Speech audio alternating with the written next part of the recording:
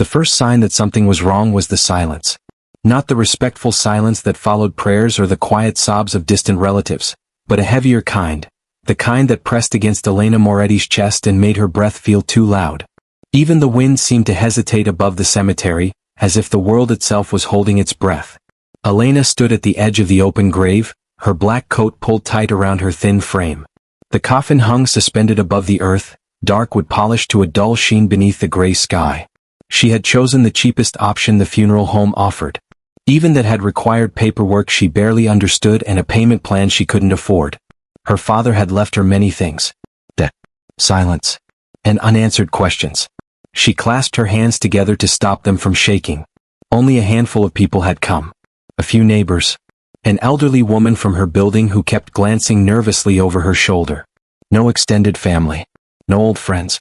Her father had always said it was better to live quietly, to keep work and personal life separate. Now she wondered what, exactly, he had been separating her from. The funeral director stood a little too far away. He kept looking toward the cemetery gates, wiping his hands on his suit as if they wouldn't stay dry. Elena noticed, but she was too tired to question it. She had been tired for days, ever since the hospital call, ever since the machines went quiet, ever since she'd realized she was alone. Then she saw them. Men in dark suits stepped between the gravestones like shadows given form. They moved with quiet coordination, spreading out without panic, without urgency. Just control.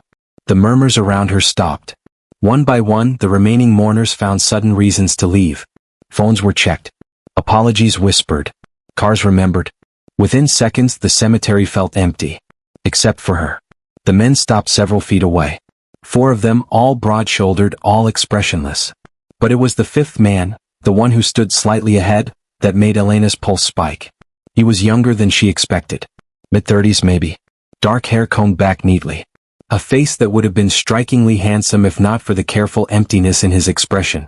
He wore his tailored black suit like it was part of his body, not clothing. When his eyes met hers, it felt physical. "Elena Moretti," he said calmly. His voice wasn't loud. It didn't need to be. "We need to talk." She swallowed. "I'm burying my father." "I know," he said, taking a single step forward. That one step erased half the distance between them. "You have my condolences." He didn't sound like he meant it. She should have been afraid. She was afraid.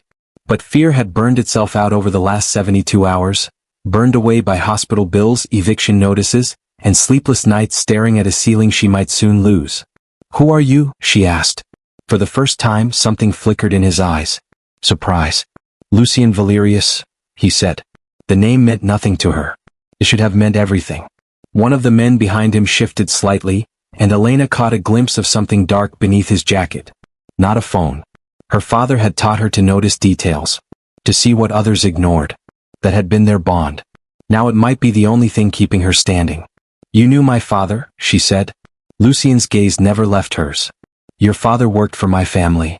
The words landed like ice water. "For 15 years, he continued. He handled certain administrative matters. Property transfers. Records. Sensitive work." Elena's stomach twisted. Her father had been a title examiner. She had followed him into the same field. She had believed their clients were small firms, private buyers, people trying to clean up complicated property histories. She had been wrong.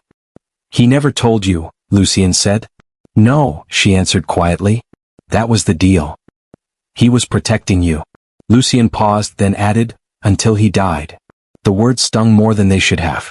"Whatever he owed you," Elena said, forcing her voice steady, "died with him." Lucien tilted his head slightly. Not amused. Not offended. Just assessing. "3 weeks before his death," he said, "your father began correcting a property chain in Lower Manhattan." He didn't finish. Her heart thudded. "Someone else has begun asking questions about that same property," Lucien continued. "Someone who would benefit greatly from discovering irregularities." Her hands trembled. She pressed her nails into her palms until the pain grounded her. "Hire someone else," she said. "We did," Lucien replied. "They missed what your father found." He stepped closer. "You didn't." Elena shook her head. "I can't help you." "You already can," he said calmly. "And you will." She laughed, sharp and bitter. "Is this a threat?" "No," Lucien said. "It's a reality." He nodded once, and one of his men stepped forward holding a thin folder. Your apartment is 2 months behind on rent, Lucien continued. Medical bills drained both your accounts. Your job has already documented your absences. He met her eyes again. You have no leverage. No safety net. The truth hit harder than any insult. I want conditions, she said suddenly. That caught him off guard. Written terms. Legal counsel. A fixed timeline. I'm not yours. I do one job. Then I leave. For 3 long seconds Lucien studied her. Then, slowly he smiled. It wasn't warm. But it was real. You're braver than your father, he said quietly. I'm desperate, she replied. Good, Lucien murmured. Desperate people are dangerous. He turned away, his men forming around him as if summoned by instinct. My car will collect you at 6 tomorrow morning, he said over his shoulder. Bring everything your father left behind. She stared at his retreating figure. As the sound of footsteps faded, Elena looked down at her father's coffin and realized 2 things at once. She had just agreed to work for the most dangerous man she had ever met. And for the first time since her father died. She wasn't entirely powerless. Elena did not sleep. She lay on the narrow bed in her apartment, staring at the ceiling where a faint crack ran like a scar from one corner to the other. Every sound felt amplified, the refrigerator humming, a distant siren, footsteps in the hallway outside. Her father's absence pressed in from every direction, heavier than grief, heavier than fear. At exactly 5:58, a black car waited outside. It was sleek, expensive, and utterly out of place on her quiet street. Elena locked her door for what might be the last time and walked down the stairs with her bag slung over her shoulder. The driver opened the door without speaking. Inside, the leather seats smelled faintly of spice and something darker, something old. Lucien Valerius sat across from her. He looked as though he had already lived several lifetimes before sunrise. You found his notes, he said. It wasn't a question. Yes, Elena replied, her voice rough. Something shifted in his expression. Not relief. Not triumph. Respect. Your father was careful, Lucien said. That is rare. The city blurred past the window as the car moved. Elena watched familiar streets dissolve into something sharper, colder. Manhattan rose ahead of them like steel and glass claws scraping the sky. Where are we going? She asked. To my house, Lucien replied. She stiffened. That wasn't. It is safer, he interrupted calmly. For both of us. The word safer sounded strange coming from him. The car entered a private gate and descended underground. When they emerged, Elena found herself standing before a structure that did not belong to the modern world. A towering estate of black stone and wrought iron hidden behind walls that seemed to swallow sound. This was not a home. It was a fortress. Inside the air felt different. Cooler. Thicker. Like stepping beneath the surface of deep water. Chandeliers of dark crystal hung overhead, catching the light in fractured patterns. Everything was immaculate. Controlled. Men stood at attention along the walls. Every single one bowed, to Lucien. Elena noticed the subtle details. No weapons visible, but she felt them. The way their eyes tracked movement. The way their bodies positioned themselves between her and any possible threat. Or escape. This way, Lucien said. He led her into a private study lined with ancient books and maps that looked older than entire nations. She felt suddenly very small. You have 10 days, Lucien said, pouring himself a glass of dark liquid that was not wine. But others are already moving. Who? She asked. Men who kill without hesitation, he answered. Men who would not negotiate. Elena swallowed. She opened her father's files on the table, grounding herself in familiar work. Property chains. Legal gaps. Patterns. This was what she knew. For hours, silence ruled the room. Lucien watched. Not intrusively. Not impatiently. Just present. You don't interrupt, she said eventually. You don't waste time, he replied. Their eyes met. Something unspoken passed between them. That night, Elena discovered 2 truths. First, Lucien Valerius did not sleep. Second, neither did the house. At some point, exhaustion dragged her into unconsciousness. She dreamed of shadows and red eyes watching from the dark. She woke to voices. Raised voices. She's a liability, a man snarled. A human weakness. Elena froze. She stays, Lucien's voice answered, low, cold, final. Pause. Then footsteps retreated. Her heart hammered. Lucien stood in the doorway moments later. You should not have heard that, he said. But I did. Yes. Silence stretched. Why am I really here? She asked. Lucien studied her with unsettling intensity. Because your father trusted you, he said. And because you have something others do not. What? You see truth, he replied. Even when it is buried. The next day everything changed. Elena returned briefly to her office to collect more documents. She never made it inside. A woman stepped into her path, Marina. Her co-worker. Her friend. You shouldn't be here, Marina said softly. Elena frowned. What are you talking about? I tried to warn you, Marina whispered. You're involved with dangerous people.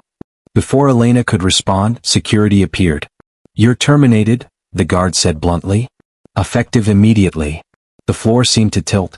Lucien's car was waiting when she stumbled back outside. He already knew. They took your job, he said. They destroyed my career, she whispered. Lucien's jaw tightened. No, he said quietly. They revealed their weakness. That night, Elena learned the truth. Lucien Valerius was not merely a mafia lord. He was a vampire king. She discovered it by accident. She walked into the wrong corridor and saw him feeding. Not violently. Not cruelly. The woman in his arms was calm. Reverent. Protected. Lucien froze the moment Elena gasped. For a heartbeat, the world stood still. Then he stepped back. I never intended you to learn like this, he said. Fear and awe tangled inside her chest. You're a monster, she whispered. Lucien's eyes darkened. Yes, he said. To many. Why haven't you hurt me? Because you matter, he replied. She should have run. She didn't. Because beneath the fear was something else. Trust. Elena did not scream. She stood frozen in the corridor, the image burned into her mind.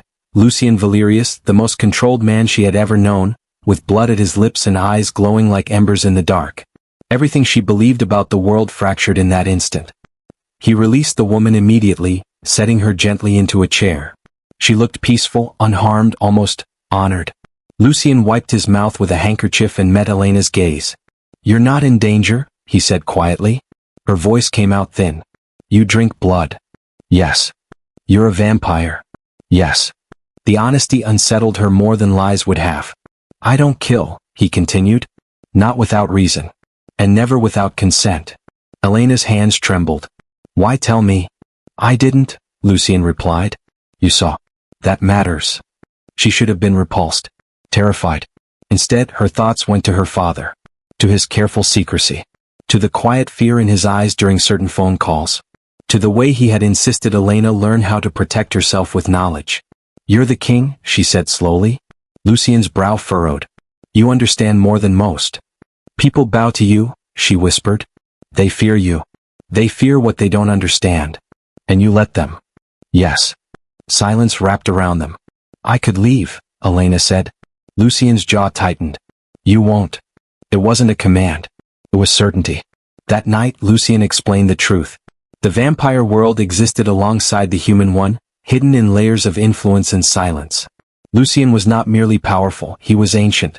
His family had ruled long before skyscrapers replaced castles. And my father? Elena asked. He protected human properties from being devoured by supernatural interests, Lucien said. Quietly. Carefully. He was part of your world. He was its conscience. Something inside Elena broke, and reformed stronger. The next morning the attack came. It was meant for Lucien. It found Elena instead. She was crossing the inner courtyard when the air shifted. The sound, too fast, too sharp. She felt pain bloom in her side as she hit the ground. Blood soaked her coat. Guards erupted into chaos. Lucien appeared instantly, eyes blazing, fangs visible. He dropped to his knees beside her. Stay with me, he ordered, his voice trembling for the first time. I'm okay, she whispered. I think. She wasn't. The poison worked fast. Lucien carried her, not to a hospital, but deeper into the estate. To a sealed chamber. A child lay inside. A boy no older than 10, pale and motionless. My son, Lucien said hoarsely. Elena's pain blurred her vision. He's sick. Dying, Lucien corrected. From a curse no vampire healer can break. Elena's breath hitched. She recognized the symbols carved into the floor. Ancient legal sigils. Binding contracts. My father showed me these, she whispered. They're not magic. They're language. Lucien stared. She dragged herself forward despite the pain. This isn't a curse, Elena said. It's a blood contract written wrong. She spoke the ancient words. The room shuddered. The sigils cracked. The boy gasped. Lucien let out a sound that was not human. Elena collapsed. When she woke, Lucien sat beside her bed. Kneeling. A king kneeling. You saved my son, he said, voice broken. You saved my heir. Tears slid down Elena's face. I didn't know, she whispered. I just understood. Lucien took her hand carefully, reverently. No one touches what is mine, he said softly. And you are mine. Not possession. Protection. The war began that night. Lucien declared it. Every enemy who had ever mocked Elena, used her, discarded her, fell one by one. Not with blood. With truth. Marina was exposed. Fired. Arrested. Her former boss was ruined publicly. The developer who targeted Lucien fled the city. Elena watched it all from behind palace windows. She felt guilt. Lucien sensed it. This is justice, he told her. Not revenge. She leaned against him. For the first time in her life she felt safe. Elena healed, but she did not forget. The wound in her side closed within days, faster than any human injury should have, but Lucien never explained why. He only watched her with a quiet intensity, as if afraid she might disappear if he looked away too long. The house of Valerius changed after that night. Guards no longer watched her like a risk. They watched her like a vow. Whispers followed her through the halls. Not fear. She saved the heir. She broke a blood contract. She spoke the ancient words. Elena felt the weight of it pressing on her shoulders. She was still the same woman who had counted coins at the grocery store and worried about rent. Still the same daughter who had buried her father alone. But now, when she walked beside Lucien, the shadows parted for her. The Vampire Council convened 3 nights later. They came from across the city, across centuries, ancient beings draped in silk and shadow, eyes glowing faintly with power. Elena stood at the center of the chamber, human heartbeat loud in her ears. She does not belong here, one elder hissed. She is fragile, another sneered. Temporary. Lucien stood beside her throne, unmoving. She is essential, he said. The council demanded tradition. Trial. Proof. If Elena wished to remain under royal protection, she would have to choose. Power, or mortality. Immortality meant becoming vampire. Eternal strength. Eternal separation from humanity. Remaining human meant vulnerability. And death. Lucien did not look at her when the choice was spoken. He could not. Elena stepped forward. I will not become what I do not understand, she said softly. And I will not abandon who I am. Gasps rippled through the chamber. Lucien's head snapped up. You would choose weakness? An elder mocked. Elena met his gaze. I choose kindness, she said.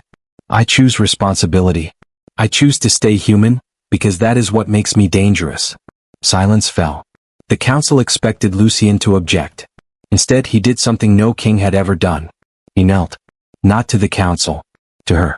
I was wrong, Lucien said, voice steady and clear. Power is not immortality. Power is restraint. He rose and faced them all. She is not my weakness, he said. She is my balance. The council had no answer to that. By dawn, Elena Moretti was named Protector of the Bloodline, a human title never granted before. Not queen by blood. Queen by choice. Lucien walked her to the highest balcony as the sun crept toward the horizon. He stood in shadow as he always had. You will outlive me, she said quietly. I will love you for every moment you give me, he replied. She reached for his hand. I was afraid at my father's funeral, she said. I thought the world had decided I didn't matter. Lucien turned her hand over, pressing his lips to her knuckles. The world was wrong, he said. Below them, the city moved, unaware that a human woman had just changed an ancient empire without shedding a single drop of blood. Elena did not become a monster. She became something rarer. A reminder that kindness is power, that respect is earned, and that even kings must bow to the right heart.